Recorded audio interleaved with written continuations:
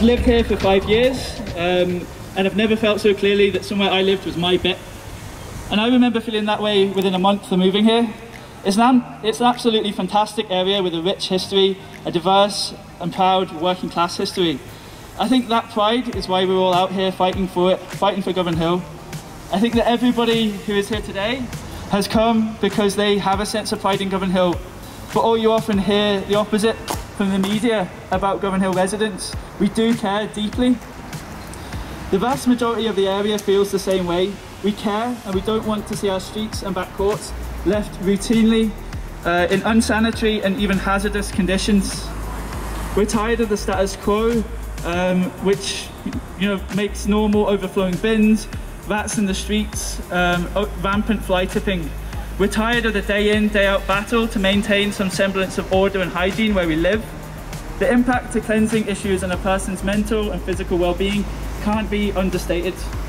Especially in times like these when we're being asked to lock down, we're being asked to self-isolate, but parents can't even allow their kids out the back to play. This needs to change, and we must change it. But to do that, we'll need the proper support from our City Council. We aren't getting that support from Glasgow City Council at the present. What we're getting is cuts, year after year after year of cuts to the cleansing budget, along with practically every other local service. To get the proper support, to get that investment, we're going to have to fight for it. And everybody who lives in Govanhill is going to have a stake in that fight. That's what Living Rent Govanhill is all about. For those who don't know, Living Rent is Scotland's tenants' union. The goal of our union is to bring together communities around the issues which they face. When we do that, when we tackle issues collectively rather than as individuals, we're much stronger for it. Our local Govanhill branch launched just at the start of the summer, and with this cleansing campaign, we're looking to lay down a marker to demonstrate the power of collective action as the means for achieving change and to get the Govanhill community acting collectively. There are no easy fixes, that much is clear. We're under no illusions that a few weeks of shouting about this issue is going to bring a magical overnight transformation. But if we come together and we can start to win some concessions, we can demonstrate that we can achieve change and start the process of winning the greater change that we need for Govanhill. So we need to show Glasgow City Council, when they're drawing up their budget, that cleansing is a priority. We need them to feel that if they cut our cleansing budget, that they're going to get eaten alive. So what we're asking today from Glasgow City Council is for them to meet with us, meet with members of our branch, to discuss the demands that this campaign has.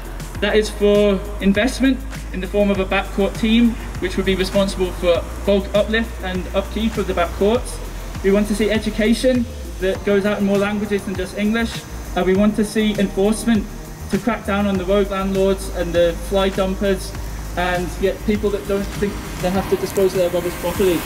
Without a complex approach like this, we're not going to have any hope. But what needs to underpin it is investment. There's no substitute for investment, and there's not going to be any improvements until we get Glasgow City Council to invest properly with cleansing as a priority. So thanks very much everybody for supporting this campaign, and to the 700 people that have signed this petition in a matter of weeks. We're hoping that we'll get a negotiation with Glasgow City Council in the days or weeks to come, and this will only be a first step. So thanks everybody for coming out today.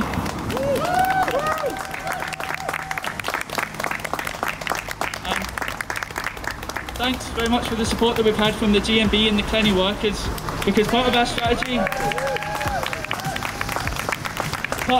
from the start was that we're affected in where we live and they're affected in where they work. So let's unite together, and that's what we're doing. So Barry, I think, is going to say a few words, if I can pass over to Barry from the GMB, just speak about his experience as a cleansing worker. Right, my name's Barry McAdee. I work for the cleansing department for 25 years. I'm also a shop steward for the GMB branch 40, which looks after cleansing. In that 25 years, year after year, it's been cutback after cutback to cleansing services. We're now at a crisis point within this city with a vermin epidemic.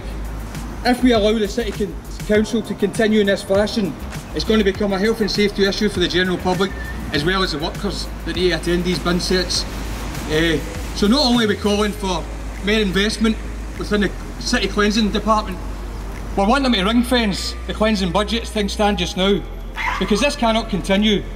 This is a service, I mean, you wouldn't think to cut back police or fire services, and cleansing is right up there as a service that the communities need. So we're calling on that as well.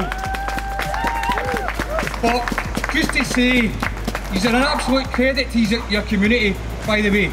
Really proud of these. I wish I'd have been here earlier, but I had to do a shift this morning. But really, these are a credit to the community, and a credit to Govanhill, and a credit to yourselves.